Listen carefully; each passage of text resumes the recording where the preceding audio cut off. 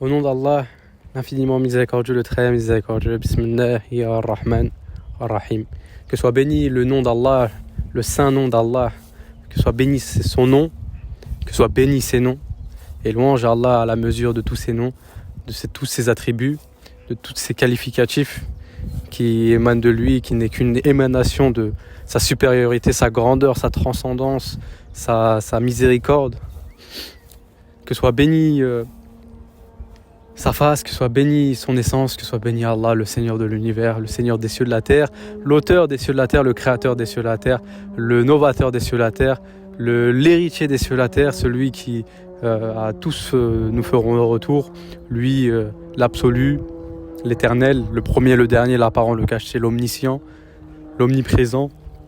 À lui appartient l'omniscience, la science des forces intérieures, la science de toutes choses, de tout ce qui est des plus cachés à l'apparent, et c'est lui l'apparent, le caché. Il saisit tous les regards, cependant aucun regard ne l'atteint.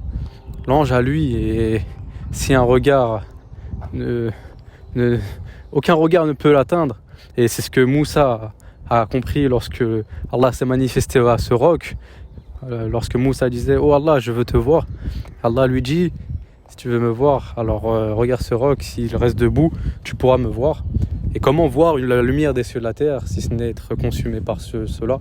Subhanallah, et au jour de la résurrection, les regards seront ébahis et réjouis face à la face d'Allah. Lui, Allah,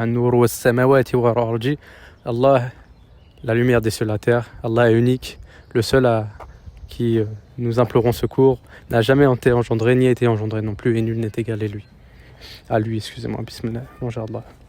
Alors aujourd'hui, mes frères et sœurs, mes amis et amis, nous allons détailler, Inch'Allah, avec l'aide de Dieu, si Dieu le veut, la sourate 12. Nous allons détailler nous allons extraire comme une huile que l'on presse, nous allons extraire ce fruit que recèle cette sourate, cette huile bénie. Et au préalable, l'arbre, je me suis occupé de ça. On va dire que je suis le jardinier et vous êtes les consommateurs. J'ai bien planté la graine, j'ai bien laissé pousser cet arbre avec la lumière et l'eau. J'ai bien essayé de le faire pousser le mieux possible droit pour qu'il donne de bons fruits et qui s'élance vers le ciel et qui produit par la grâce d'Allah des fruits en toute saison. Et c'est bien entendu, c'est Allah qui en est le laboureur et le semeur. Voyez-vous donc ce que vous labourez, sourate 56, est-ce vous le laboureur ou est-ce nous? Subhanallah. Du coup, mashallah, j'ai bien préparé, c'est un travail de longue haleine, de longue envergure, que je me fais une joie d'aujourd'hui de pouvoir vous le partager. Et sans plus tarder, commençons. Alors cette magnifique sourate commence par le commencement, Alif Lam Ra. Puis Dieu nous dit, nous l'avons fait descendre en un Coran arabe afin que vous compreniez. Allah nous dit que il ne fait pas descendre un avertisseur sans que c'est avec la langue de son peuple. Ainsi, si le Coran était descendu sur un homme, s'il était descendu dans une autre langue que l'arabe, sur le prophète Mohammed alayhi salam, qui est un arabe, ils auraient dit quoi? Les polythéistes, ils auraient dit quoi? Un Coran non arabe sur un arabe? Et ils se seraient détournés encore plus que s'ils se sont détournés, même s'il était en arabe. Par la suite, au verset 3, Allah nous dit, très haut, nous te relatons la meilleure histoire grâce à ce que nous te révélons dans ce Coran. Tu étais auparavant au nombre des ignorants. Alors nous n'étions pas témoins, nous ne savons pas, nous n'espérons rien de la foi et du livre avant que Allah nous a ouvert la poitrine à l'islam, jusqu'à qu'il nous guide et il nous relate, il nous a descendu ce récit qui est un trésor de sagesse pour ceux qui raisonnent et ceux qui questionnent, ceux qui cherchent aussi. Selon la situation, il y a tellement de sagesse et de savoir. Et de ce fait, Dieu nous relate, nous n'étions pas là avec Youssouf et ses frères, nous n'étions pas là avec Moussa quand il a reçu les tablettes, nous n'étions pas là pour quiconque, mais Allah est là et c'est lui qui a tout écrit et c'est Allah le témoin de toutes choses et c'est ça qui est magnifique. Et Allah nous instruit par un livre et il enseigne à l'homme ce qu'il ne savait pas. Subhanallah. Alors le récit commence par rapport au songe de Youssouf alayhi salam. Lorsqu'il a vu les astres, le soleil, la lune et les astres se prosterner devant lui, Jacob l'interpelle en lui disant, en l'exhortant de ne pas raconter son rêve, car ses frères, car le diable est un égareur évident, et ses frères montraient un complot contre Youssouf, car les frères susciteraient de l'envie et de la jalousie vis-à-vis à l'égard de Youssouf, parce que Joseph a été choisi par Allah. Joseph Allah a décidé de parfaire son bienfait sur Youssouf et comme il l'a fait pour ses ancêtres. Et cela a suscité la jalousie dans le cœur des frères. Et du coup, déjà d'emblée, c'est que chacun a un destin. Allah choisit qu'il veut de nous envoyer. Il envoie des avertisseurs, des messagers. Youssouf était un messager. Et il envoie justement, chacun a un destin, chacun a une mission. Et nous sommes tous des hommes, nous convoitons tous le paradis, enfin les croyants et croyantes de la part du miséricordieux. Et nous sommes tous égaux, si ce n'est la piété qui nous diffère les uns des autres. Alhamdoulilah. Du coup, Allah choisit à chacun un destin. Et c'est là où l'acceptation du destin doit être cruciale et capitale. On doit être satisfait de ce que le Très-Haut nous a donné. Parce qu'il nous a donné à chacun Allah il donne des dons, à chacun Allah il donne un destin. Parce que des choses peuvent nous nuire si nous n'avons pas été créés pour ça ou autre, vous savez. Je vais prendre un exemple. Une voiture de Formule 1, elle n'a rien à faire en ville, quoi, avec les dodanes et tout cela. Elle est dans un circuit. C'est un peu la même chose un peu partout. Et puis voilà. Dans ces sagesses, déjà d'emblée, nos proches peuvent être nos pires ennemis. Ceux que l'on s'attend le moins peuvent, selon une situation, nous planter un couteau dans le dos, voire aller très très très très loin. J'ai en mémoire le fratricide avec Caïn et Abel. Et c'est le diable qui est un égareur évident, qui enjolive aux yeux de chacun leurs actions, leur ego, leur orgueil. Voilà, le diable est un ennemi déclaré pour l'homme. Et on l'a vu avec Youssouf, ses frères voulaient le tuer. Jusqu'à que, il me semble que c'est Ruben, Allahu A'lam, en tout cas un de ses frères, dit non, mettez-le dans le puits. Et c'est là où il est important d'invoquer Allah pour qu'il nous épargne le mal de l'envieux qui envie, comme il nous le relate dans la sourate Al-Falaq. Car nous n'avons de refuge, de protecteur, nul autre que Allah. Et la jalousie, l'envie, le mauvais œil est vérité. Et le mal d'une âme, le mauvais œil se provoque, ou bien le mal en général, l'envieux qui envie. Là, nous ne parlons même pas du mauvais œil, nous parlons de l'envieux qui envie.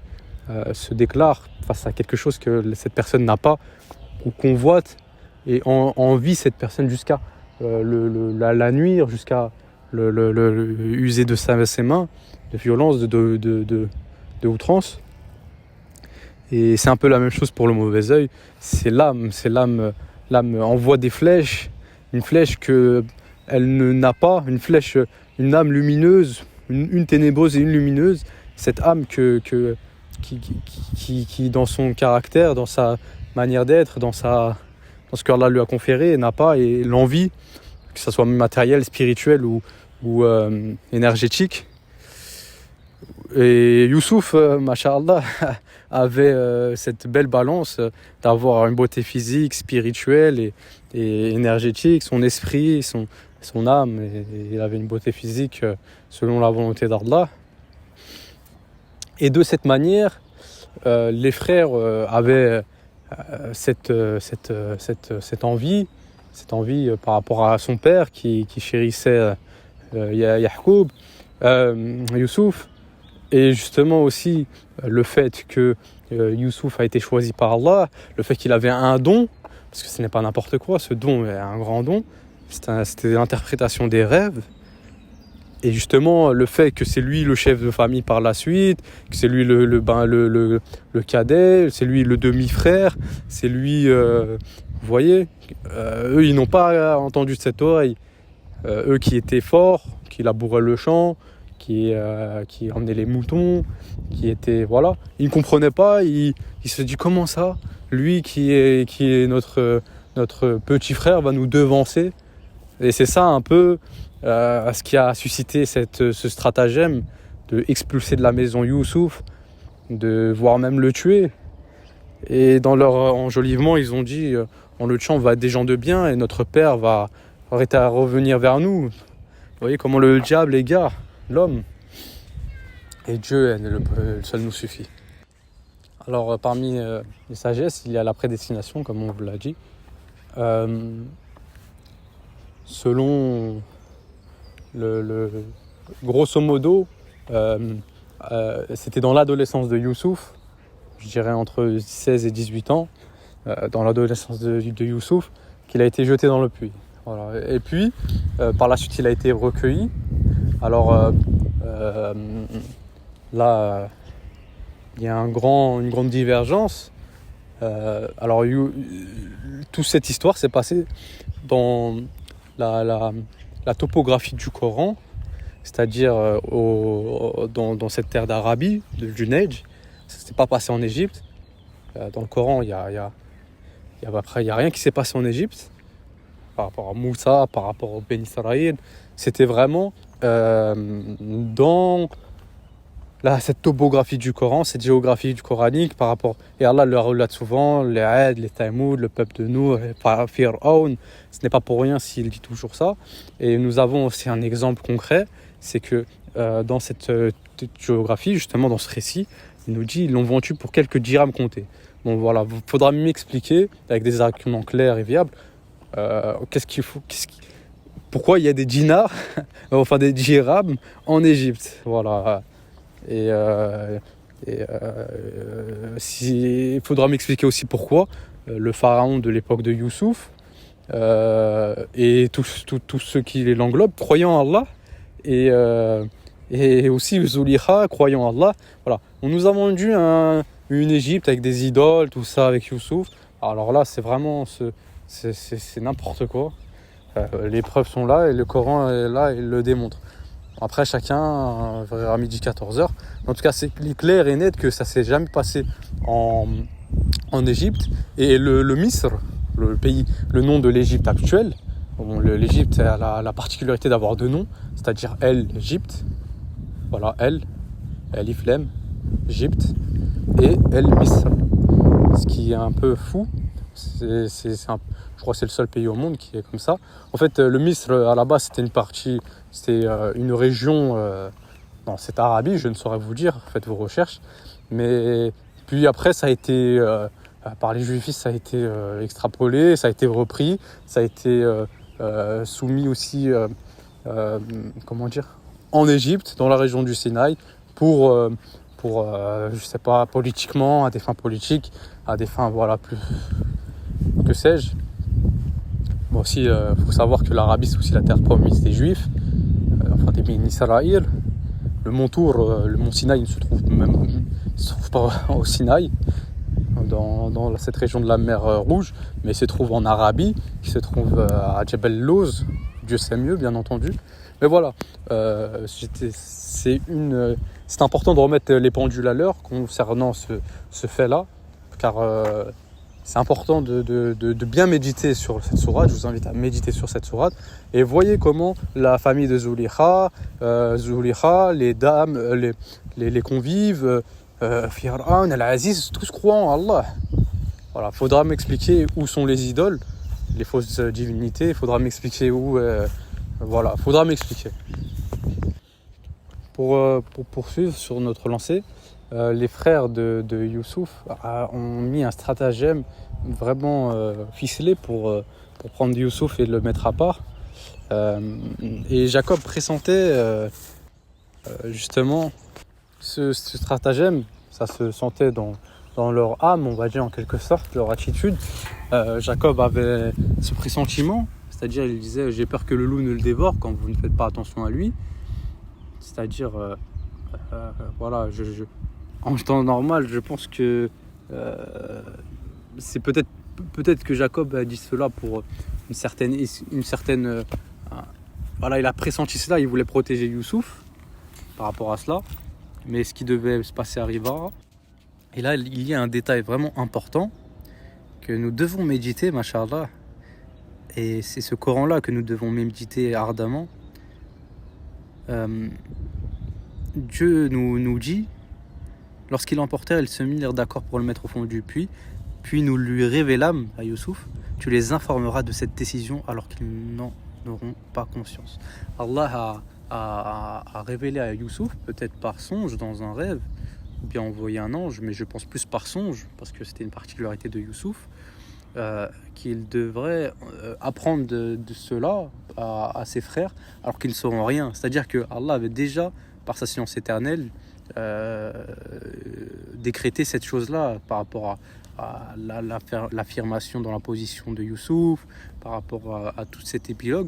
Et c'est aussi une exhortation pour chacun de nous, que chacun nos voyages, nous sommes, on va dire, des bateaux, se font pas sans embûches.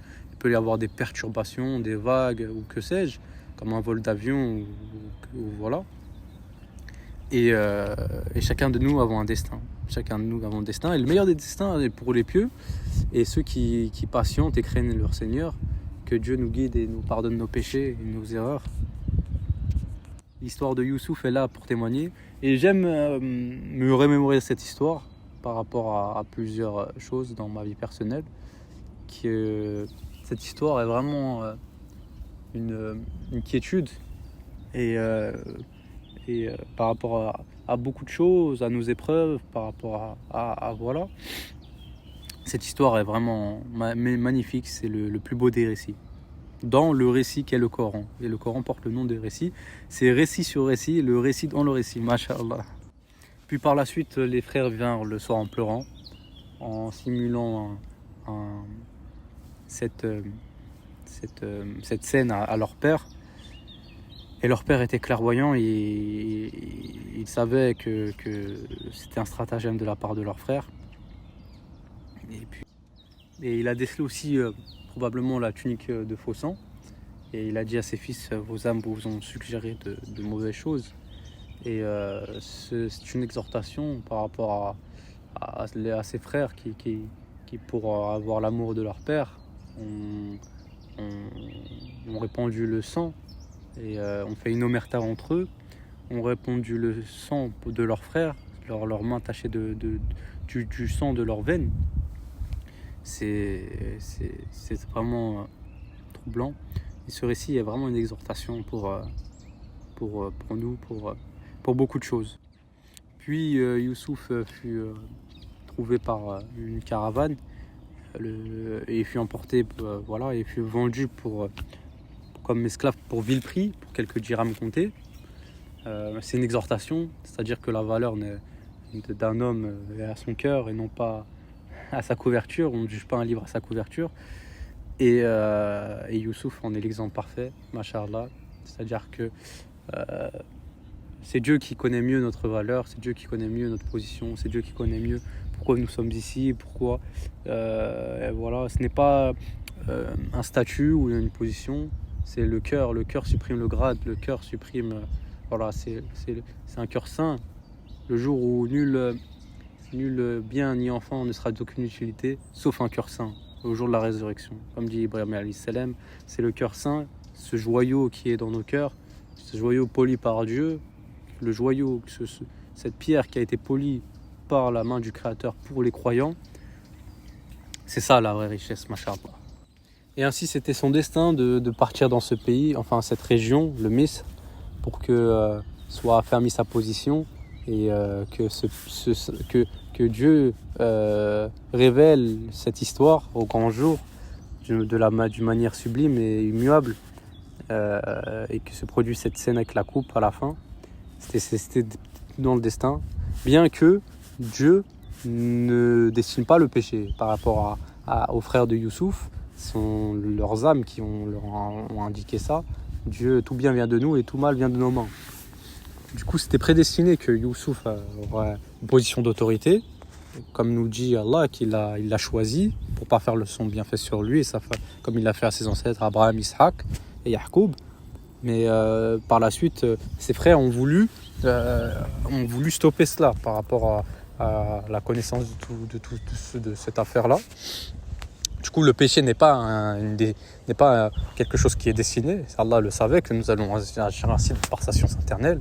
Mais c'est pas Allah qui nous commande le mal. C'est nous, c'est notre propre âme. C'est nous. Allah, lui, tout le bien vient de lui, mashallah. Puis ensuite, Allah, le Seigneur de l'univers, nous dit: quand il eut atteint sa maturité, nous lui donnâmes le jugement et le savoir. C'est ainsi que nous récompensons les bienfaisants. Masha'Allah, c'est la même chose, Dieu dit la même chose pour Moussa, je crois que c'est dans la sourate 28 il me semble.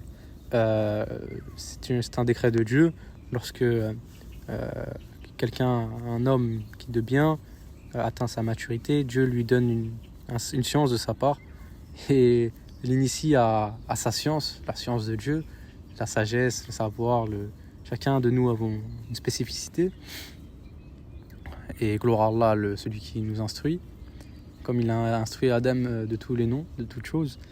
Et du coup, Zulekha a commencé à développer des sentiments par rapport à Youssouf. Elle qui l'a vu grandir dans son adolescence jusqu'à son âge mature. Elle a été prise d'amour pour Youssouf. Et c'était une exhortation par rapport aux hommes et femmes, au regard, à la mixité aussi. C'est une exhortation par rapport à ce que Dieu nous dit dans la sourate An-Nur, de baisser le regard avec les femmes, car le regard est l'œil de l'iniquité, ou bien l'œil de la bonne action. Ce que nous regardons, soit nous faillerons ou soit nous ferons. C'est-à-dire que le premier regard, ce n'est pas toi, mais le deuxième, c'est toi. Du coup, c'est ça l'exhortation à baisser le regard. C'est plus pur pour nous, car tout ce que nous faisons, nous souillons nos cœurs par rapport au regard, et pour in fine tomber dans ce péché, tomber dans cette tentation. Et puis Dieu est pardonneur et miséricordieux, bien heureusement, gloire à lui, celui qui s'est prescrit la miséricorde. Et justement, cette histoire est aussi, nous relate que l'amour est une passion, et aussi de la perfidie des femmes et de ce que l'âme peut susciter lorsqu'elle n'a pas ce qu'elle désire.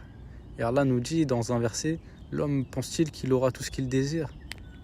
Et du coup, subhanallah, Dieu nous montre que l'amour est une passion et qu'elle peut égarer à outrance, elle peut faire en sorte que vous ne soyez plus vous-même, que vous êtes tombé dans l'amour rend aveugle, comme dit le dicton. C'est un peu ça ce que nous prouve cette histoire, ce récit. Et aussi que la beauté est un don la beauté est une faveur du ciel, mais l'intelligence et la sagesse c'est un don du ciel, comme Dieu nous le dit. Enfin, pour la sagesse, mashallah, dans Sourate Al-Baqarah. Et aussi que voilà, la beauté c'est Allah qui la confère, et que c'est une exhortation que Allah donne pour époux et épouse qui il veut, et que nous ne sommes pas maîtres de nous-mêmes, nous sommes des esclaves de Dieu, et c'est Dieu qui nous enrichit de ses dons, et puis voilà. c'est aussi une exhortation par rapport au fait que Youssouf est resté loyal envers celui qui l'a recueilli, Al-Aziz. Il est resté loyal, il n'a pas transgressé, et aussi vis-à-vis de Dieu. Et Dieu a aussi, il l'aurait désiré, Zulikha, Youssouf, car vraisemblablement c'était une femme avec un charme. Mais Dieu l'a raffermi parce qu'il était de ses serviteurs élus, les purifiés, al-Mukhlasin. Et justement, c'est ça qui est beau, c'est que c'est Allah notre protecteur, c'est Allah notre garant. Et dans la sourate Al-Bayyina, Allah nous dit que ses serviteurs Mukhlasin, le culte exclusif, le culte purifié, est celui de faire la zakat, la salat, et voilà la religion de vérité. C'est ça l'être un Mukhlasin, un serviteur purifié, c'est de toujours purifier son âme, toujours revenir repentant à Allah, toujours c'est d'être un croyant, et qu'Allah nous compte parmi ses serviteurs purifiés. Voilà un peu l'exhortation de ce passage. Il y a aussi une sagesse par rapport à lorsque la perfidie de Zulikha, comme elle n'a pas eu ce qu'elle a voulu, voilà, la tunique a été déchirée par derrière, le témoin équitable de la famille, c'est-à-dire qu'elle a donné un bon jugement, même si c'était de sa parenté. Et Dieu nous invite à cela, c'est un commandement du croyant, de toujours donner un jugement équitable, fût-il nos pères, nos mères ou nos frères, toujours être équitable dans le jugement, ne pas faillir à la balance. Et puis voilà. Du coup aussi une exhortation par rapport à Al-Aziz avec sa femme, qui ne l'a pas répudié et qui a fait preuve d'indulgence et de miséricorde, car l'âme est très incitatrice au mal. C'est-à-dire, dans notre époque actuelle, ça aurait fini en divorce, toute cette histoire. Or que là, il a su jouer, jouer, que dis-je, que Dieu me pardonne, il a su faire preuve de sagesse et pardonner à sa femme. Et c'est aussi une exhortation, une préservation du foyer, une préservation de la société. Voilà, parce que c'est une société qui quatre mariages sur voilà, je ne vais pas donner des chiffres, j'en ai pas la connaissance, mais c'est ahurissant les mariages qui divorcent pour un oui ou pour un non, pour un rien. C'est une société malade, c'est une société en déclin, c'est une société qui va vers sa perte, qui va faire son heure, qui va faire sa chute. C'est une société malade.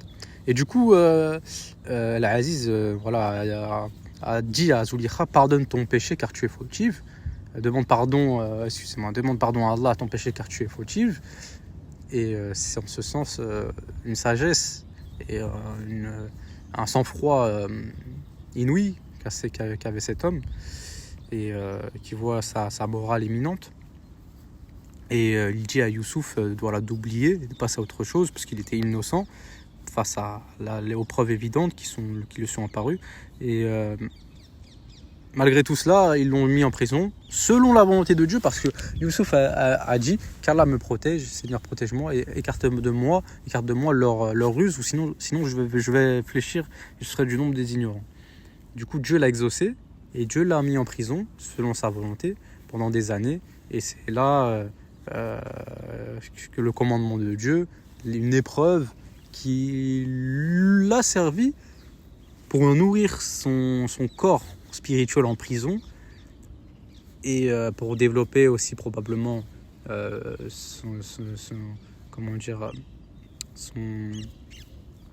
ses rêves, ses interprétations et ce qui s'ensuit. Et le monde astral, c'est un long sujet. Il faudra une vidéo spécifique pour cela. Je vous invite à regarder un article, le sommeil et la petite mort en islam, qui est sur La Plume. Et puis voilà. J'aimerais simplement revenir parce que j'ai loupé une scène dans cette sourate.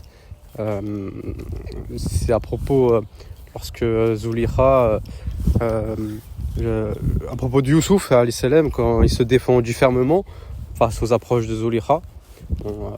selon diverses sources, il est dit que lorsque Zulikha le dévorait des yeux, du regard, et c'est aussi une exhortation par rapport à baisser le regard dans la sourate An-Nur pour se récolter le bien et ne pas être envoûté par la passion, eh bien il disait, Youssouf alayhi salam, et Dieu sait mieux car c'est lui qui nous relate ce récit, et lui il le connaît dans le moindre détail, notre Seigneur subhanallah, eh bien il disait tout ce que tu ne vois n'est que terre et poussière, et ça,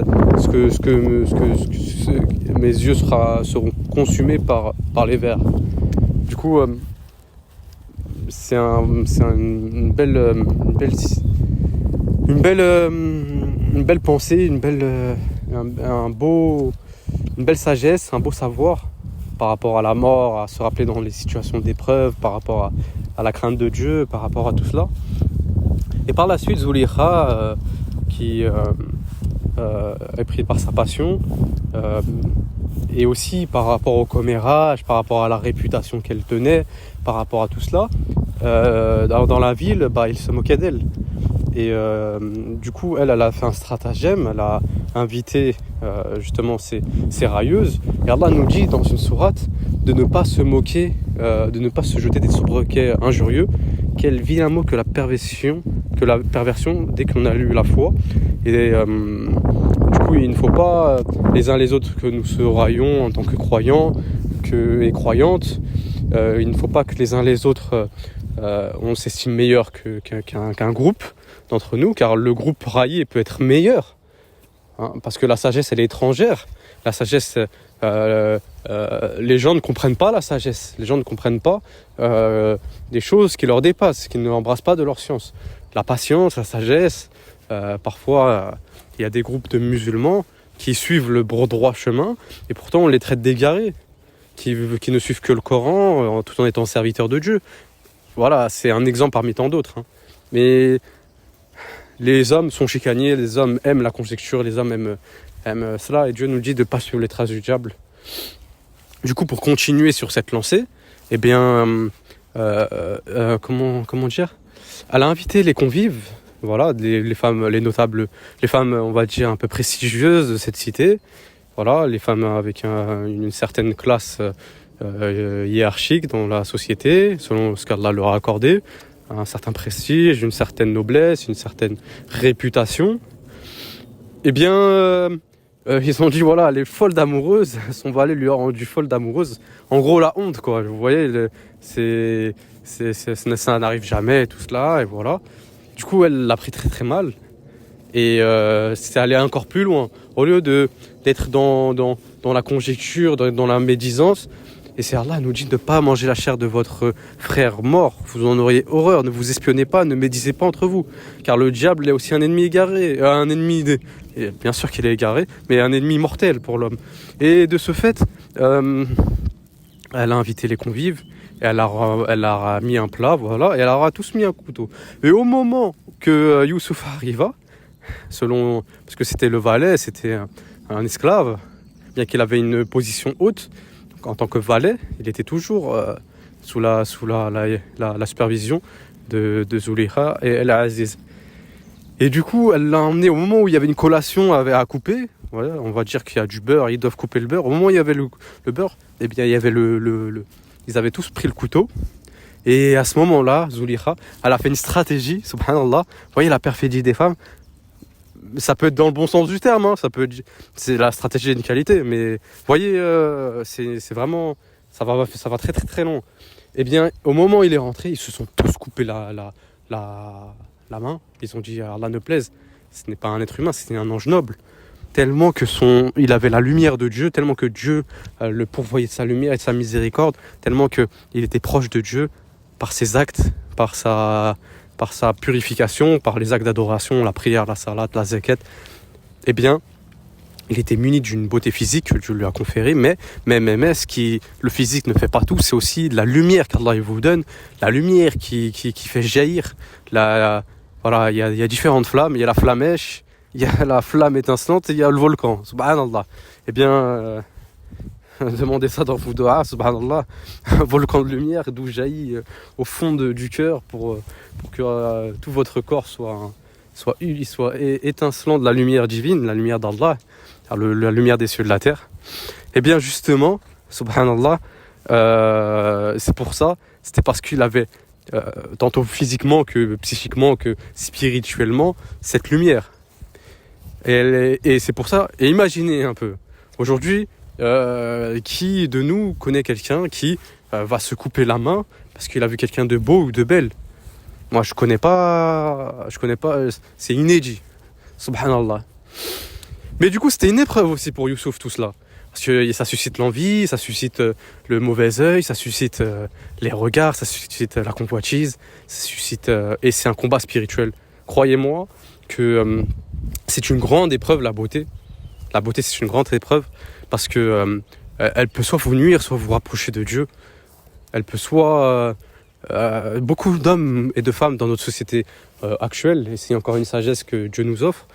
Beaucoup d'hommes et de femmes ont cette envie d'apparence, d'avoir la beauté, d'avoir cette beauté, d'être le plus beau, d'avoir le culte de l'apparence.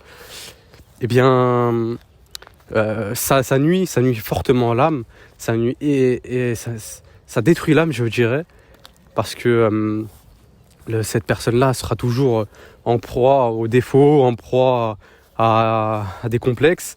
Donc elle va se réfugier non pas vers Allah, mais elle va se réfugier vers un médecin pour changer cette apparence, en niant les bienfaits de Dieu qui l'a formée telle qu'elle. Et du coup, elle va toujours être en proie à la beauté. Bon, je suis un peu dans l'extrême, mais voilà, ça peut aller du petit au plus grand. Vous savez, une âme qui n'est pas soumise à Dieu, voilà, elle n'a aucun guide. Du coup, voilà un peu ce que je voulais vous résumer. Je pense que vous aurez compris. Mais ce qui fait la beauté finalement d'un homme ou d'une femme, c'est vraiment ça, c'est la lumière qu'Allah lui donne. Parce que la lumière qu'il va lui donner, ça va être déjà une source de guidance. Et Allah nous dit un verset, par rapport à ce verset-là, ne voyez-vous pas celui qu'on a donné vie après qu'il était mort et qui marche parmi les gens avec une lumière? Je ne sais plus c'est dans quelle sourate. Je vous laisse faire vos recherches. Et du coup, comment dire, c'est ça qui est beau, ce qui est magnifique, c'est Allah qui nous rend beau par sa lumière. C'est Allah qui nous rend majestueux par sa lumière. C'est Allah qui, par sa lumière, nous fait parler, par sa lumière, nous accorde l'éloquence, par sa lumière. Wallahi, par Allah, le Seigneur des cieux et de la terre. Tout ce que je dis, ça ne vient que de Dieu. C'est pas moi, je suis un homme de terre et de poussière. C'est la lumière que Dieu me confère, la lumière qu'il m'accorde, qui me permet de parler, que les mots viennent sur ma langue, comme la doua de Moussa, Seigneur, dénoue un nœud dans ma langue, ouvre ma bouche et je publierai ta louange. Ça, c'est dans les psaumes de David. Et justement, c'est cette dimension-là que j'essaye de véhiculer dans la plume d'or, que j'essaye de véhiculer pour vous, pour votre futur, pour l'au-delà, voilà, pour que vous soyez heureux, subhanallah, que vous soyez cinglant de bonheur, munificent de la lumière de Dieu, et gloire à Dieu qui est le pourvoyeur. Voilà un peu sur cette sagesse-là. Et puis, il y a la sagesse de baisser le regard. Parce que le premier regard, ce n'est pas toi, mais le deuxième, c'est toi. Et le deuxième, il entraîne vers un troisième. Et le troisième, il entraîne vers le péché. Et jamais 203, sauf si Dieu le veut. Mais vraiment, l'âme est très très incitatrice au mal. Et vous verrez que plus tard dans la sourate, Youssouf il dira, moi je ne m'innocente pas. C'était simplement pour prouver que je n'ai pas trahi mon maître. Et l'âme est très incitatrice au mal, de sorte qu'il était miséricordieux. Et c'est aussi une autre sagesse parmi les sagesses de cette sourate qui, plus on en parle, plus les sagesses découlent, subhanallah. Eh bien, c'est comme une pluie abondante, ça finit que quand Dieu il veut, subhanallah. Et la parole de mon Seigneur est un océan sans fin. Et du coup, voilà quoi, c'est stupéfiant, c'est magnifique, c'est fou. Voilà, après, pour continuer sur le fil, Youssouf alayhi salam a demandé à Allah, le Seigneur de l'univers, de le mettre en prison pour qu'il fuit à leur complot, sinon il tomberait dans leur stratagème et il serait parmi les ignorants, les pécheurs. Et Allah a écarté de eux leur ruse, car Allah est meilleur en stratagème. C'est-à-dire que là, nous sommes encore dans une phase où ça fait partie du décret, mais Allah a exaucé. Vous voyez, le décret, Allah sait tout du début à la fin. Mais c'est comme de ma science qu'Allah m'a conférée, avec humilité. Je ne dirais pas que je suis un expert en la question, mais par rapport au décret et à la prédestination, eh bien, vous voyez, c'est pas linéaire. C'est-à-dire, voilà, c'est pas linéaire, c'est, on va dire, sinusoïdal. Et du coup, de ce fait, il y arrive des événements. Allah est celui qui fait apparaître et disparaître. Voilà, un mouvement de la main, le mouvement que vous faites par rapport à lever votre main, par exemple, eh bien Allah l'a fait apparaître et disparaître, et il est pendant, après et au-dessus. Voilà, c'est un peu complexe à comprendre, mais en gros, qu'Allah il a pouvoir sur toute chose, et que cette vie, on va dire le fil d'une âme, c'est sa vie. Il y aura des facteurs plus dans son cercle que Allah a prédestiné, qu'il aura ça à ce moment-là, mais aussi il y aura par rapport au libre arbitre des gens une certaine équation, et du coup cette équation a plusieurs facteurs et il y a plusieurs probabilités dans cette équation, et de ce fait le décret est comment dire, c'est pas vous naissez, vous mourrez et tout ce qui arrivera selon c'est selon la volonté de Dieu, mais Allah ne vous demande pas de pécher. Quelqu'un qui vous connaît pas, il vous frappe, c'est pas Allah qui a décidé ça. Bien que Allah a pouvoir de vous secourir, c'est que en fait c'est la vie d'un homme, son décret, sa prédestination, c'est on va dire c'est son risque, sa famille, sa ville, sa naissance, ses épreuves, et puis dans cela, Allah peut rajouter des choses, il peut même prolonger votre vie, il peut même la raccourcir, et selon sa volonté en fait. J'espère que vous m'avez compris.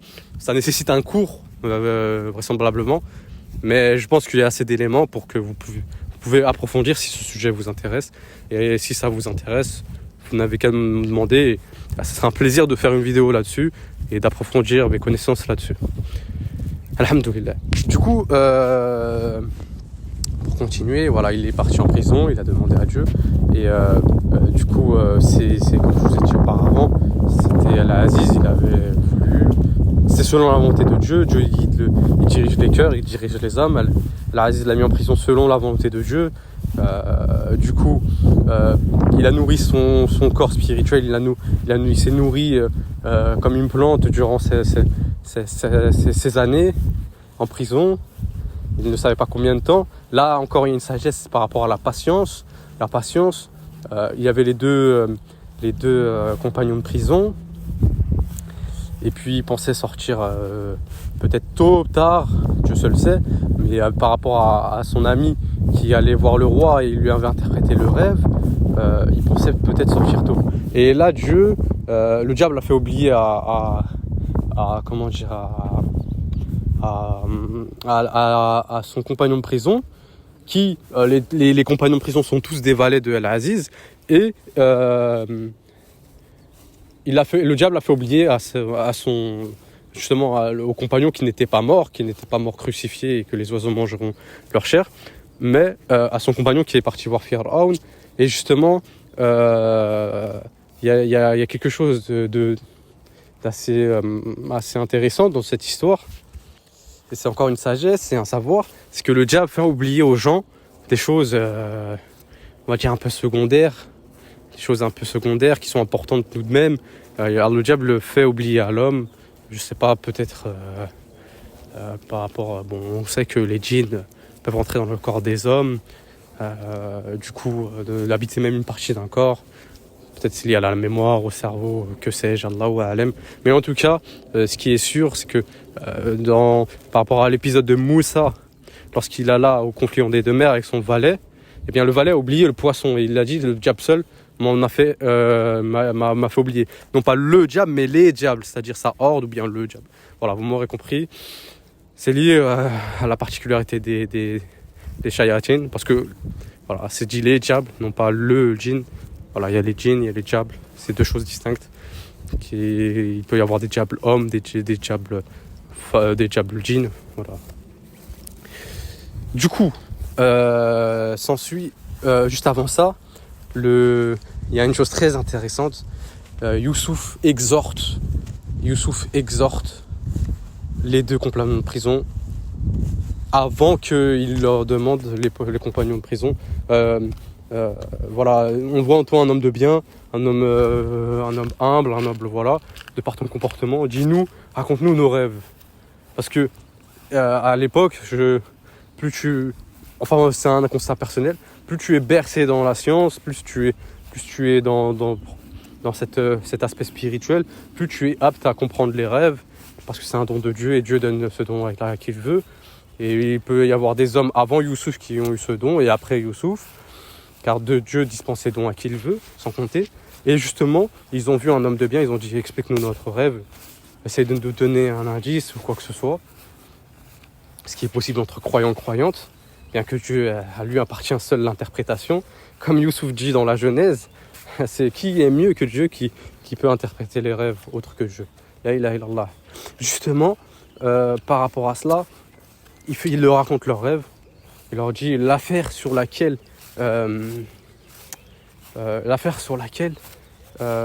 vous ai raconté est déjà décidée. Et juste avant il leur a dit leur rêve, Youssouf leur raconte, voilà, j'ai abandonné la religion d'un peuple qui ne croit pas en la vie future et j'ai suivi la religion de mes ancêtres, Abraham, Ishaq, Yacoub. Et justement, il a dit, j'ai abandonné la religion d'un peuple qui ne croit pas en la vie future.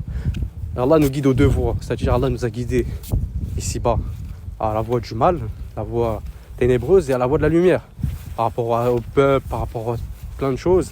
Et là, c'est encore une sagesse, c'est que personnellement, moi j'ai abandonné la religion de mon peuple, un peuple qui ne croit pas en la vie future, et j'ai suivi la religion de mes ancêtres, Abraham, car nous sommes tous d'Abraham, nous musulmans, Ishaq, Ismaël, Yacoub, Suleyman, Daoud, Moussa, Mohammed et je ne suis pas du nombre des associateurs. Et c'est ça la sagesse de cette sourate, c'est aussi c'est de dire que nous sommes reconnaissants à Dieu. Et par rapport à cette da'wa, cet appel à l'islam, cet appel à la religion, au tawhid, eh bien il les exhorte, il leur dit voilà, ça c'est un don de Dieu, c'est Dieu qui m'accorde ça, regardez, je vais vous dire ce qui se passe, et c'est avec Allah ce qu'il nous donne, eh bien chacun on a une certaine science, et avec cette science-là, on peut agir dans son sentier, avec cette science qu'il nous donne, on peut, voilà, chacun agit selon sa nature, selon ce que Dieu lui a donné. Voilà, la lumière a plusieurs couleurs, bleu, violet, vert, jaune. Eh bien, chaque couleur a un but, chaque couleur a, par exemple, le bleu c'est la sagesse, c'est l'intelligence, le blanc c'est la pureté, voilà, vous m'aurez compris, le vert la vitalité. Du coup, chaque couleur a sa spécificité et une mission. Par exemple, il y en a, ils sont plus forts à parler avec des débats avec les gens du livre, d'autres voilà, d'autres ça, d'autres ci. Et on a besoin de chacun pour faire un seul troupeau, un seul caractère. C'est comme un troupeau de chameaux ou de moutons. Chaque mouton, tu les croirais tous pareils, mais quand tu t'approches d'eux, tu vois chacun leur comportement. Nul bête marchant sur terre, nul oiseau volant de ses ailes qui ne soit comme vous en communauté. Et c'est vers Allah que se fera leur retour. Justement, ils sont tous différents, mais tous font une barrière, unification. Tous font un seul mur, un seul bloc. Et Allah aime ceux qui combattent dans son sentier en édifice renforcé. Et pour faire un mur, il faut 1000 briques. Et c'est pas avec une seule brique qu'on fait un mur. Masha'Allah, gloire à Dieu. Voilà un peu la sagesse. Il les exhorte. Et il leur dit l'affaire sur laquelle que je vous ai raconté est déjà décidée. Là, c'est encore une autre sagesse parmi tant d'autres. C'est que il leur dit, ça ressort du monde astral, du monde du rêve. Il leur dit, c'est déjà décidé. Et à la fin de la sourate, quand la fin de la sourate est accomplie, la fin de ce récit, eh bien, il dit, Allah l'a rendu réalité, le rêve que j'ai fait quand j'étais au début de la sourate, quand il a vu prosterner toute sa famille devant lui. Allah l'a rendu véridique. Et là, il a dit quoi ? Il a dit, l'affaire est déjà décidée. C'est-à-dire que le rêve, finalement, il y a des rêves véridiques qui s'accomplissent quand tu as un don de ce rêve, qui sont sûrs, c'est une certitude, et d'autres qui sont peut-être, c'est pas sûr. Parce que c'est que Allah qui le rend véridique, car à Allah appartient le monde invisible comme visible, le monde astral et le monde physique, le monde invisible et le monde visible. L'inconnu, l'apparent, le caché. Gloire à Allah. Et c'est lui l'apparent, le caché. Et justement, ça ressort aussi que le rêve a une place importante dans la société. Ça, c'était connu de tous les peuples anciens. C'est seulement dans notre monde matériel que cela a été banalisé, cela a été troqué, on va dire, en quelque sorte. Et justement, venons à la suite, continuons. Son compagnon s'est rappelé. Et ça me fait penser à un verset, enfin son compagnon de prison, ça me fait penser à un verset vraiment en lien avec cela. C'est que Allah a suscité un ennemi parmi les prophètes et les hommes, parmi les hommes et les djinns à chaque prophète. Et pour semer le doute dans que ces ennemis-là semaient le doute dans l'esprit des gens, dans le cœur des gens par rapport à la récitation du Coran, de la Torah, des psaumes, juste pour que l'hypocrite et le croyant se font naturellement. Il y a cette sélection, cette distinction entre le croyant et l'hypocrite, celui qui va être enduré, celui qui va succomber au côté obscur, qui est facile et lâche, justement. Et Allah a renforcé le verset, il nous dit. Et là, justement, Allah a renforcé sa mémoire, a renforcé. C'est lui qui inspire l'homme. C'est encore une sagesse, c'est que c'est Dieu qui inspire l'homme dans tous vos faits. Vous pouvez l'ignorer, vous pouvez le nier. C'est Dieu qui fait ce qu'il veut de vous. C'est Dieu qui fait ce qu'il veut, où il veut, quand il veut. Il dit soit et c'est. Si vous allez aller dans un échappatoire, s'ils veulent vous éprouver 1 à 2 fois par année parce que vous êtes égaré du chemin, il le fera. Et vous le reconnaîtrez s'il le veut. Et s'il veut que vous ayez un sourd, muet et aveugle toute votre vie, vous le serez. Mais vous le serez que parce que vous l'avez voulu. Car vous n'avez pas voulu vous guider. Car vous n'avez pas voulu reconnaître les versets qui vous sont apparus au nez. Et c'est ça qui est magnifique. C'est que Allah a pouvoir sur toute chose. Et nous n'avons pouvoir sur rien du tout. Si ce n'est le fait de croire ou ne pas croire. Dire oui ou non par rapport aux preuves. Moi j'y crois, tout vient de la part de Dieu. Et vous? C'est à vous de voir cette question. Et quiconque le veut qu'il croit, quiconque le veut qu'il ne croit pas. Masha'Allah. Donc Allah est juste dans ses décrets. Et nous serons tous rétribués selon nos œuvres et selon nos actes. Alors, justement, le Youssouf alayhi salam est amené devant le Pharaon du Misr et non pas d'Égypte. Et justement, ça vient à l'idée que, Pharaon de Moussa, sa femme elle s'appelait Assia. Assia c'est pas égyptien, mais bon bref, passons. Le pharaon de l'époque de Youssouf, qui avait ce titre, qui était venu aussi, les Ben Israël étaient parmi eux, là, parmi ces habitants du Misr. Ça me fait aussi penser à cela, parce que dans la sourate 40, Allah il dit Youssouf vous étiez venus, à vous Ben Israël. Et c'est encore une concordance par rapport à ce que les Ben Israël sont originaires de l'Arabie, justement, et que dans le Coran, Allah ne répète que les Ben Israël, et que le fait qu'ils sont en Égypte, c'est vraiment un submerfuge. Mais bon, bref, passons, c'est pas ça ce qui nous intéresse. C'est juste une pensée qui m'est venue à l'esprit, car nous sommes dans un vocal d'échange et le thème est tellement grand et vaste que il est riche et dense. Justement, continuons ce qu'on nous disions. Il est apporté devant Pharaon et là, ce qui est beau et magnifique, c'est que il leur récite justement, il leur dit voilà qu'est-ce qui va se passer et tout cela. Et par rapport au rêve avec les 7 vaches maigres, les 7 vaches grasses et les 7 années de disette, il va leur expliquer.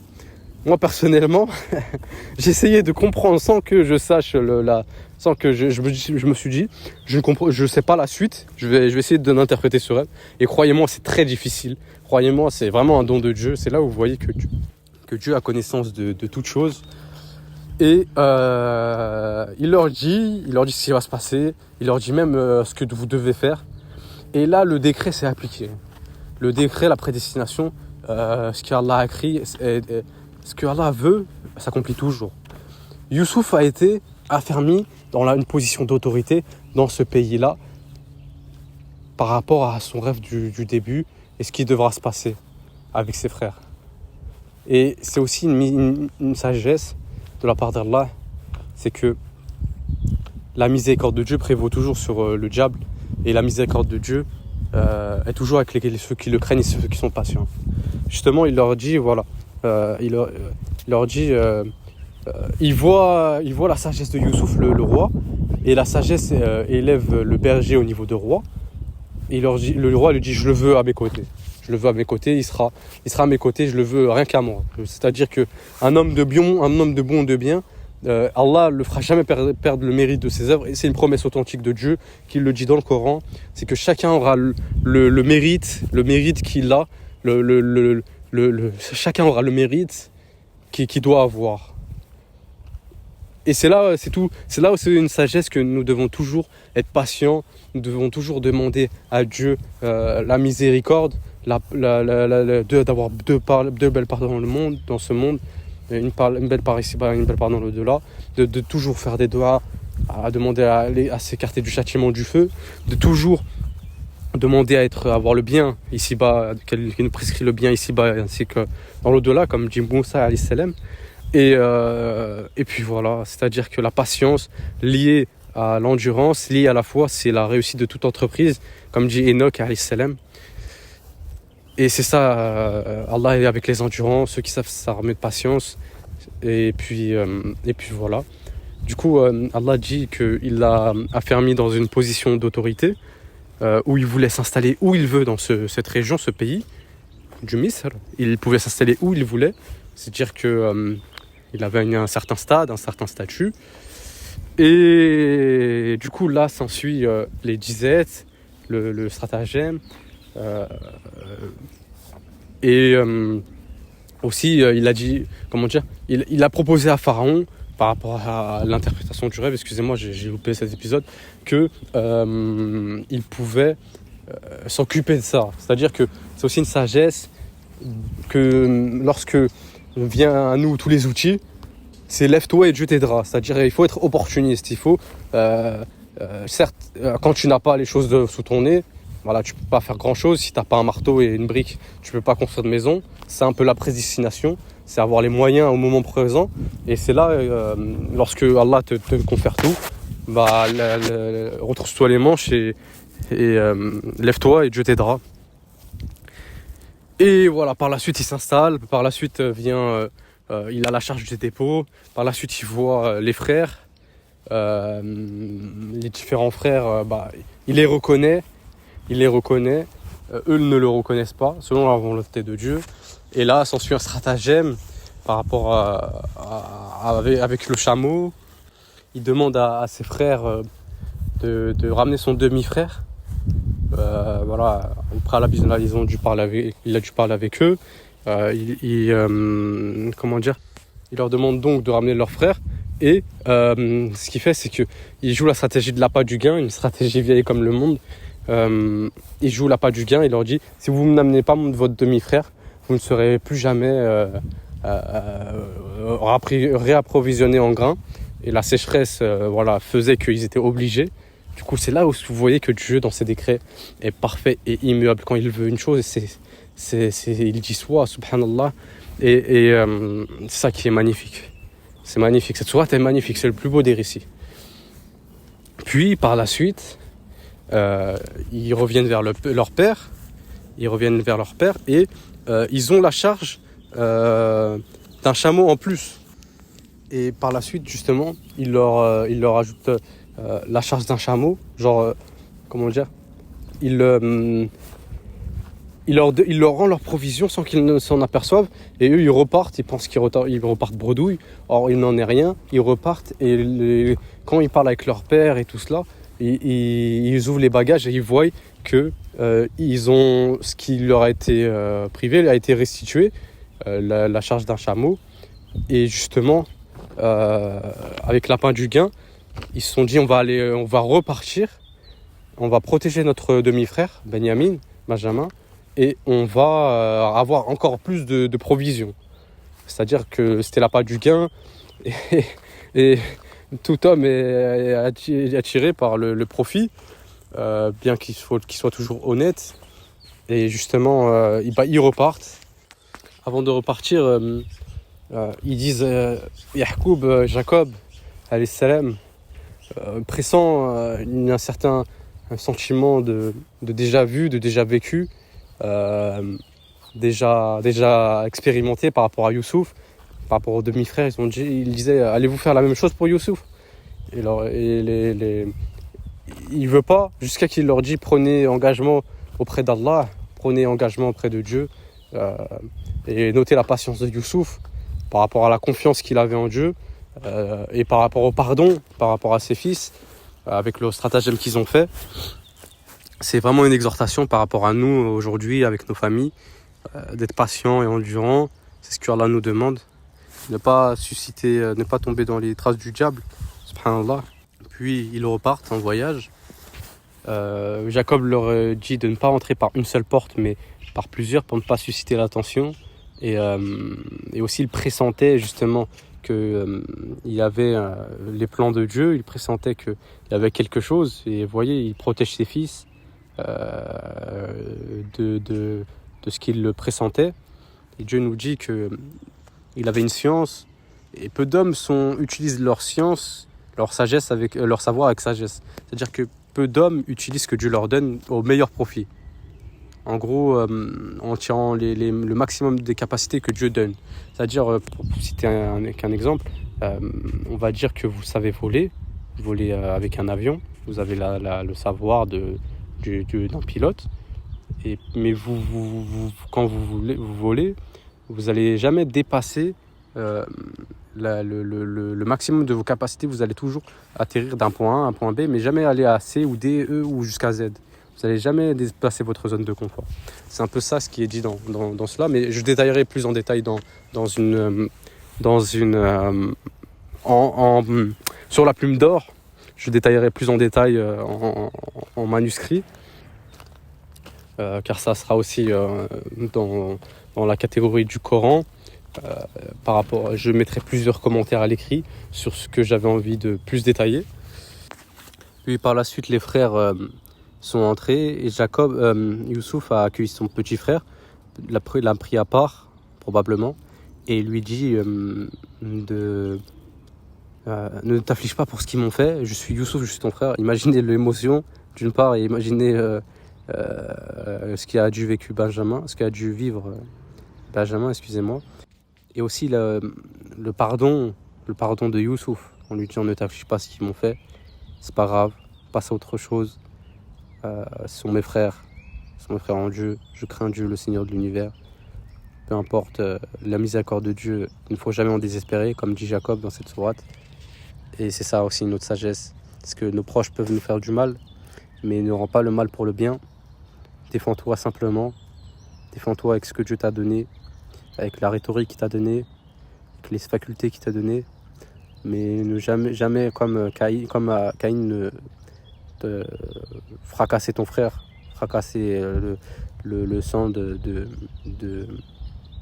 le sang que le ventre le sang qui coule dans le respectif qui coule dans vos veines, le même ventre qui vous a porté, au-delà d'une certaine limite bien entendu, au-delà de la religion, au-delà de la persécution, parce que cette sourate est aussi une sagesse par rapport aux polythéistes qui, reconnaissant leur frère qui a vécu parmi eux une quarantaine d'années, ont voulu le tuer parce qu'il disait la vérité, parce que Dieu l'a choisi. C'est ça aussi la cause de la révélation de cette sourate, avec Mohammed et sa tribu, son peuple, les Arabes de Quraysh, les Quraysh.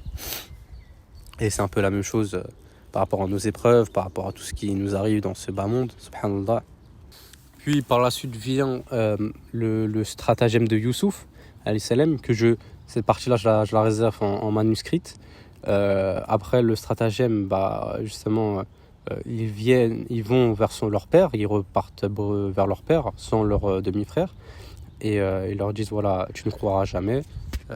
Mais cette fois-ci, en gros ils ne disent pas cette fois-ci, on va dire qu'ils n'ont pas assumé ce qu'ils ont fait à Youssouf, mais ils ont dit ce n'est pas nous, tu ne croiras pas, mais il est arrivé la même chose pour Benjamin. Et Jacob justement dit quelle belle patience qu'il me faut auprès de Dieu, peut-être que Dieu me les rendra les deux. Et c'est encore une sagesse, celle-là c'est vraiment une perle, c'est que Jacob savait que Youssouf n'était pas mort. Jacob, du début à la fin, cette sourate ce récit est un début et une fin. C'est-à-dire que le fin est le début et la fin est le début est une fin. Par rapport aux rêves, par rapport à tout ça. Et n'oubliez pas que Jacob était un apôtre de Dieu et que lui aussi, dans les rêves, il aurait pu être prévenu que Youssouf n'était pas mort. Cela est facile pour Dieu. Et c'est pour ça ou bien peut-être qu'il ne savait pas, mais qu'il avait espoir en la miséricorde de Dieu, tellement qu'il avait espoir. Parce qu'un père pressant, où il sait, où voilà, ça ne ressort pas que du physique, la vie d'un fils ou d'une fille, ou que sais-je. Mais ça peut aller plus loin que ça. Dieu sait mieux. Mais en tout cas, Jacob savait. Il dit peut-être que Dieu me rendra les deux, Youssouf et Benjamin. Et regardez, c'est qu'il a perdu 2 fils, mais il sait que c'est Dieu qui les a repris. C'est magnifique, n'est-ce pas? Et il est devenu aveugle par la dépression, par le malheur, le chagrin, par rapport à la disparition de Youssouf.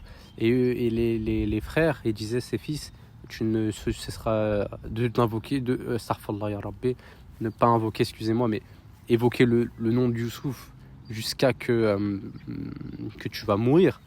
Et là, c'est encore une exhortation. Il disait, Jacob dit par la suite, je ne me plains qu'à Dieu.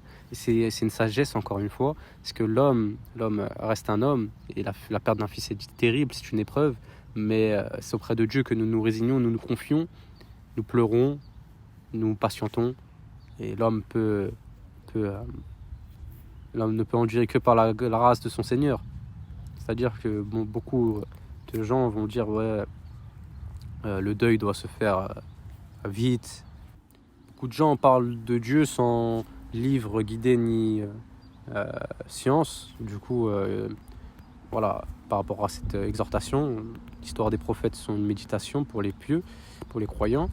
Alors, voilà, le deuil se fait selon la volonté de Dieu, et auprès de Dieu, nous cherchons refuge. Auprès de Dieu, nous recherchons confort et douceur et mansuétude par rapport à des épreuves, l'amour, par rapport à la perte, par rapport au chagrin, par rapport à beaucoup de choses. Et c'est une sagesse, encore une fois, de cette sourate. Parce que nous sommes que des hommes et que nous cherchons endurance auprès de Dieu. Comme il nous dit, chercher secours dans l'endurance et la salat. La salat est certes une lourde obligation, sauf pour les humbles, sourate Baqara. Puis le meilleur des récits finit en apothéose. Les frères et Youssouf se rencontrent. Youssouf, ce qui est beau, ce qu'il annonce, il dit ne vous rappelez-vous pas ce que vous avez fait? Et eux, il leur dit comment dire? Il leur dit malgré que lorsqu'il leur a donné la charge de chameau, ils ont menti par rapport à un frère à eux qui a menti. Et il a pardonné, il a dit en son fort intérieur, vous êtes plus entre guillemets ignoble que je le pensais. Mais il a pardonné, il a été miséricordieux, il a pardonné, comme Dieu pardonne et absolve, il a pardonné et il leur dit que Dieu vous pardonne. Et voilà que l'union s'est rejointe, la miséricorde de Dieu a prédominé. Et Youssouf avait une stature selon le rêve du début, Allah l'a rendu réalité. Par la suite, il dit à ses frères d'une manière noble, ramenez-moi mon père et jetez-la la tunique que voici. Il recouvrera la vue par rapport à sa position, qu'il avait une position d'autorité, d'expérience, qu'il avait un certain prestige, qui s'est ancré dans son ADN, on va dire en quelque sorte, sa noblesse, sa rhétorique, sa position. Eh bien, il leur dit jetez la tunique qui m'appartient, mon père recouvrira la vue. Et là, c'est l'odeur, le parfum de la vision. Subhanallah, c'est l'odeur du renouveau, l'odeur, la renaissance, la joie, l'odeur de la vision, l'odeur de la fin de l'affliction, le parfum de la vision. Il leur donne la tunique de Youssouf et par miracle, Yacoub recouvre la vue. C'est magnifique. C'est là où on voit que les sentiments ont un degré pour l'âme, ont un degré pour l'esprit, ont un degré qui peut nous rendre aveugles, nous rendre tristes, nous rendre malheureux à un point à dépérir, à un point à ne plus se nourrir. Mais la miséricorde de Dieu est tellement grande qu'il nous guide et est avec les endurants. C'est-à-dire que le chagrin est là, mais l'endurance est là aussi. C'est-à-dire qu'il faut y endurer, il ne faut pas s'abattre. Et par rapport à Yacoub, qui a été séparé de son fils des dizaines d'années, voire plus, il retrouve la vue au moment qu'il le voit, au moment où il sent l'odeur de Youssouf. Et c'est beau, c'est beau. Et quand il retrouve la tenue, il dit « Ne vous avais-je pas dit que je sais de la part de Dieu ce que vous ne savez pas ?» Et là, ça vient à ce que je vous disais, c'est qu'il savait par la révélation, par une révélation ou un songe ou un ange, que sais-je, je sais mieux, que Youssouf n'était pas mort. Il le savait. Il le savait. C'est un apôtre de Dieu et Dieu, dans les rêves, avertit qu'il veut et donne une vision à qui il veut. Du coup, voilà, c'est une sagesse que dans cette sourate qui m'a frappé à l'œil. Il accueille ses parents par la suite, son père et sa mère. Là, il est important parce que les gens du livre, eux, disent que sa mère était morte. Et les musulmans ont un peu suivi c'est généralisé, mais il n'en est rien. Sa mère était vivante, à Youssouf, Jacob avec plusieurs femmes. Et il élève ses parents sur le trône. Et là, le songe devient réalité. Le début et la fin est un début. Il met sa mère et son père sur le trône et tous se prosternent, mashallah. C'est pas une prosternation, excusez-moi, c'est une reconnaissance, c'est un soudjoud, non pas pour divin, comme nous faisons Allah, mais c'est une reconnaissance, c'est le songe qu'Allah a voulu qu'il se fasse, que Youssouf soit le flambeau de la descendance d'Ibrahim, soit le flambeau du Tawhid, soit le flambeau, cette étoile dans le ciel, cette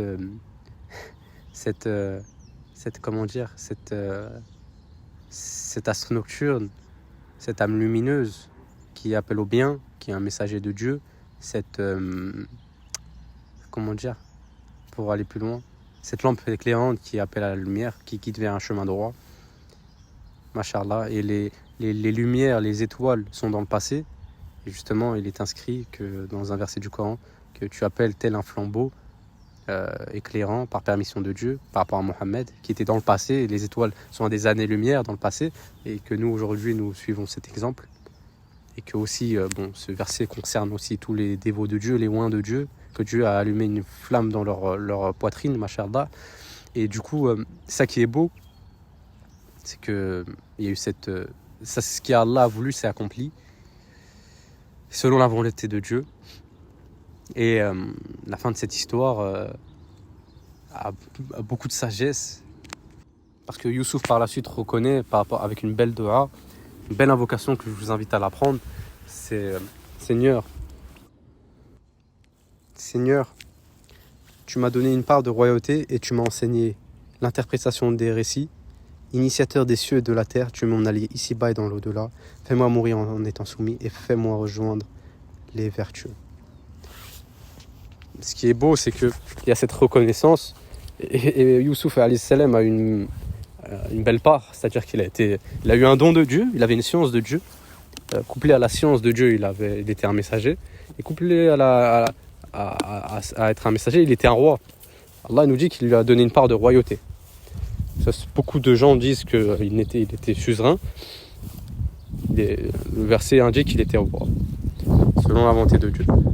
C'est aussi une sagesse que Dieu, il élève qui il veut et il abaisse qui il veut. Il donne la royauté à qui il veut, il l'arrache à qui il veut. Allah fait du berger un roi et du roi un humilié. Allah est juste dans ses décrets. Et ainsi s'achève ce récit. Et par la suite, Allah nous indique des enseignements par rapport à ce récit. Car dans le récit, il y a un enseignement, une exhortation et une leçon pour les croyants. Et c'est ça qu'on doit en tirer. Ce n'est pas que pour raconter la beauté de ces récits. C'est pour en méditer le sens. Bien que l'un va avec l'autre. Mais c'est un couteau suisse, il y a plusieurs utilités, il y a plusieurs fonctions, il y a plusieurs choses. Et le Coran est une arme, et le savoir est une arme. Et la sagesse, c'est le fait de savoir manier avec habileté, dextérité et technicité cette arme-là pour vaincre l'ennemi. Voilà sur la fin de cette interprétation, cette méditation, que je développerai plus en détail sur la plume d'or. Ce récit est un travail de longue haleine.